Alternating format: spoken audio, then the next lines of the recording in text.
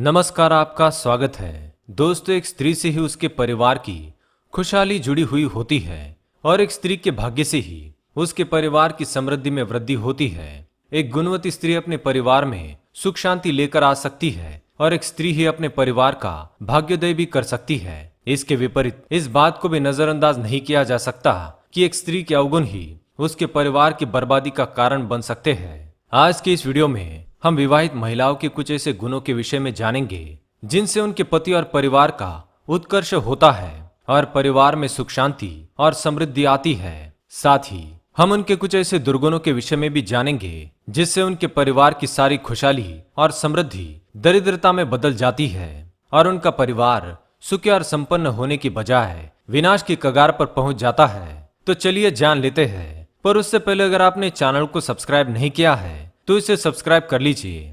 साथ ही वीडियो पसंद आए तो एक लाइक जरूर करें। सबसे पहले हम देखते हैं महिलाओं के उन गुणों के बारे में जिनसे उनके पति और परिवार की उन्नति होती है।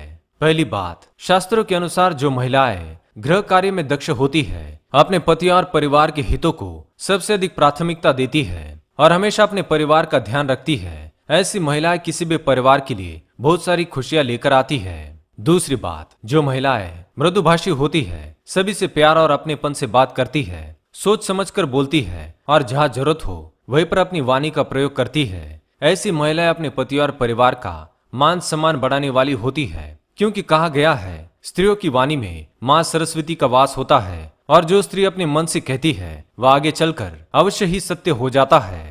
तीसरी बात, जिन महिलाओं में घर के बड़े बुजुर्गों के प्रति आदर, आत्मीयता और सम्मान की भावना होती है तथा छोटों से स्नेह होता है, आज्ञाकारिता होती है और जिन महिलाओं में समर्पण का भाव सबसे अधिक होता है, यानी कि जो महिलाएं अपने पति और परिवार के प्रति पूरी तरह से समर्पित होती है, वह महिला अपने परिवार के लिए संसार की सारी खुशियां लेकर आती है। चौथी बात, जो महिलाएं अपने धर्म के प्रति सम्मान रखते हुए धार्मिक कार्य और अनुष्ठान इत्यादि करती है, प्रतिदिन घर में पूजा पाठ करती है, भगवान के सामने दीपक जलाती है, दान धर्म करती है, परोपकार और क्षमाशील होती है तथा जो स्त्री संस्कारों की कीमत समझती है और अपने परिवार में भी संस्कारों के बीज बोती है, वह स्त्री निश्चित रूप से साक्षात मां लक्ष्मी का प्रतिबिंब मानी गई है और ये परिवार का सौभाग्य बढ़ाने वाली होती है। पांचवी बात, जो स्त्री अपने घर पर आए साधु संतों के लिए सेवा भाव रखती है, जो स्त्री अपने घर आए मेहमानों और अतिथियों का स्वागत और सत्कार करती है, वह स्त्री अपने परिवार का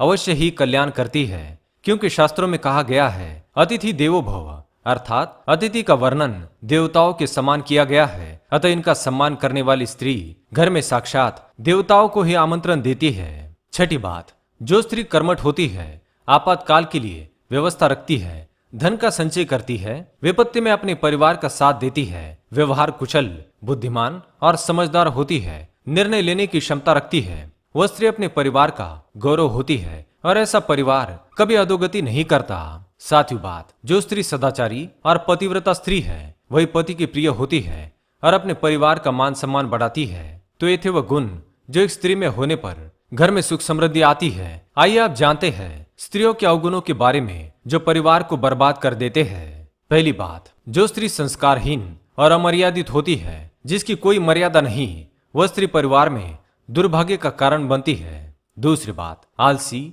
कामचोर और निर्गुण स्त्री परिवार के लिए बोझ के समान होती है। तीसरी बात, नास्तिक और अधर्मी स्त्री परिवार के लिए शुभ नहीं होती। चौथी बात, जो स्त्री धन का अपव्यय करती है, मनमाना खर्च करती है और पैसे का दुरुपयोग करती है, वह स्त्री अपने परिवार का नुकसान ही करती है। पांचवी बात, वाचाल, कलहप्रिय, गुस्सेल, झगड़ालू और बिना सोचे समझे बोलने वाली तथा बिना सोचे काम करने वाली स्त्री परिवार की अशांति का कारण बनती है।